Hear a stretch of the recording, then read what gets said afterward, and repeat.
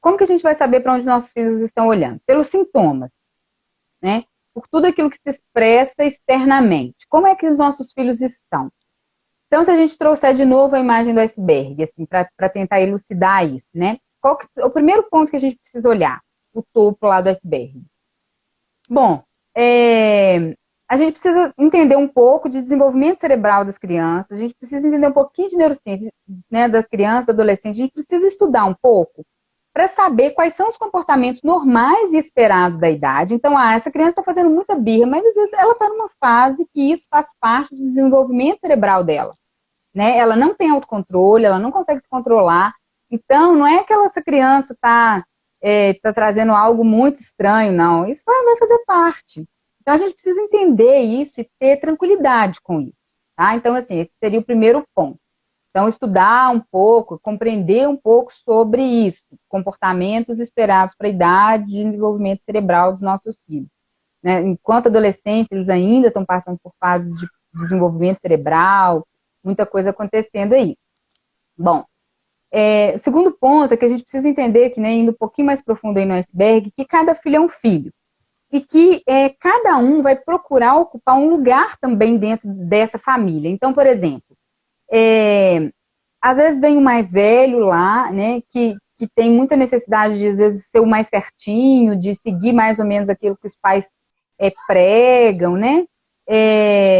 Então, essa é a tendência do filho mais velho, assim, ele é mais rígido, ele tende mais a fazer aquilo que os pais falaram que tem que fazer, né? O filho mais velho, ele vem um pouco já com essa carga, assim, e ele, de modo geral, ocupa esse lugar de querer ser o filho mais perfeitinho, assim, sabe?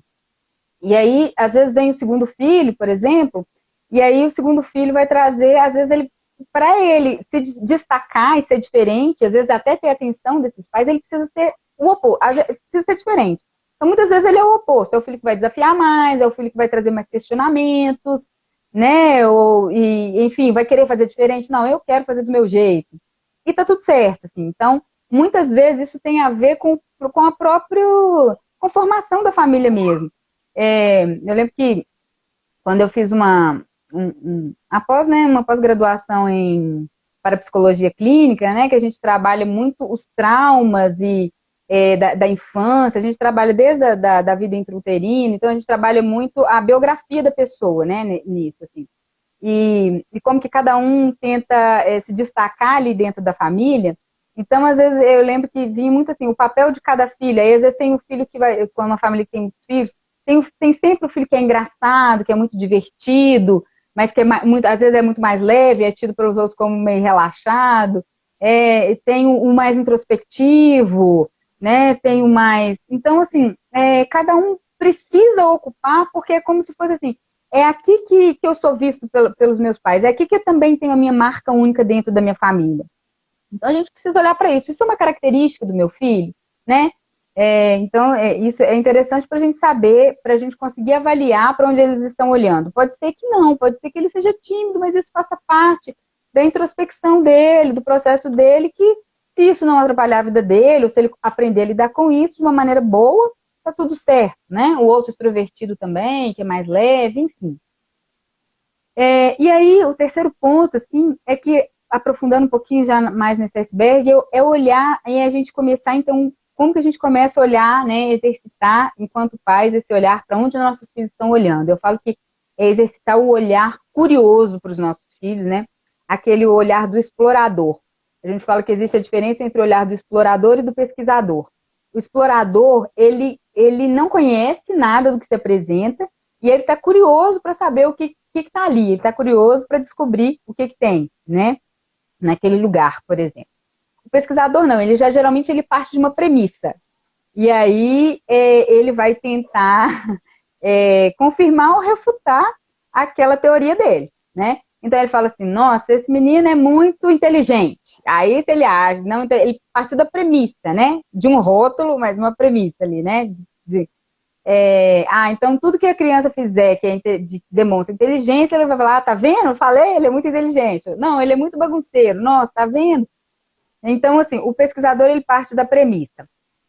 Então, eu falo que a gente precisa exercitar com os nossos filhos é o olhar do explorador, é aquele olhar curioso, que a gente simplesmente olha com curiosidade de observar quem é essa criança, como que ele é, como que ele reage, o que ele gosta, o que ele não gosta, né? O que é importante para ele, o que ele não é. Esse é diferente daquele. Então, um olhar explorador para cada filho, assim. Quem que é esse filho? E tem uma característica muito importante, assim, do olhar do explorador, que ele precisa ser sem medo. Eu não posso ter medo de descobrir quem meu filho é. Sem julgamento. Ah, e se ele for assim, se ele for assim. Não, sem julgamento.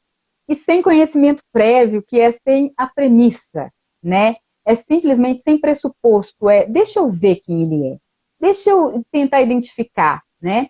E assim você vai começar a ter mais clareza de fato sobre quem é o seu filho, né? Ou se o que ele está te trazendo é algo do comportamento mesmo, assim, dele, dessa criança, ou algo da idade, ou uma característica pessoal, ou algo que ultrapassa essas questões. E aí um ponto mais profundo um pouco que a gente precisa olhar, Laura, também assim, aí já aprofundando mais um pouquinho no iceberg, vamos começar a observar, com esse olhar curioso, né? Como que é a relação do meu filho com os pais dele, né? No caso aqui comigo, com meu marido, assim. Como que essa criança se relaciona com cada um? Ele pode ocupar o lugar dele de pequeno? Ou ele tá lá, ou ele tem muito julgamento, tem muita crítica, ou ele precisa tomar partido de um dos dois, ou ele precisa estar em algum lugar, ele precisa tentar ajudar esses pais a ficarem bem no relacionamento de casal, né? Ou ele tem medo de repetir o destino deles. Isso tudo mostra que o filho está fora do próprio lugar, tá? Então, aqui a gente precisa, se a gente identifica isso, a gente precisa ajudar os nossos filhos a irem para o lugar dele. Nem sempre é simples, né? Porque isso depende do movimento do outro também. E o que mais vai ajudar esse processo é a gente, enquanto pai e mãe, estar no nosso lugar. Então, eu assumir o lugar de adulto é o primeiro passo, né? Eu estar bem com os meus pais, eu assumir o lugar de adulto na relação com meu filho, começar a trazer para ele, olha, filho, isso aqui é algo seu, assim. Isso aqui pode ficar tranquilo, vai cuidar da sua vida, a mamãe tá bem, você não precisa cuidar da relação da mamãe e do papai, a gente se ajeita aqui, a gente sabe resolver as nossas coisas.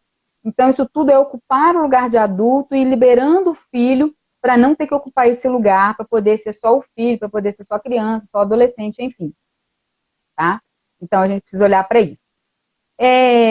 E um ponto mais profundo é a gente começar a perceber assim, aquilo que de fato está acontecendo lá na criança, começar a perceber, nossa, o que ela está trazendo é muito pesado, é uma grande dor, são adoecimentos muito graves, são adoecimentos pesados, é um destino muito difícil, é uma situação muito difícil.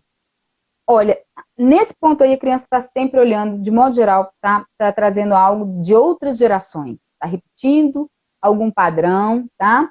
Então, assim, se a gente já tiver nesse caso, a gente já precisa olhar de modo mais profundo de uma vez, tá bom?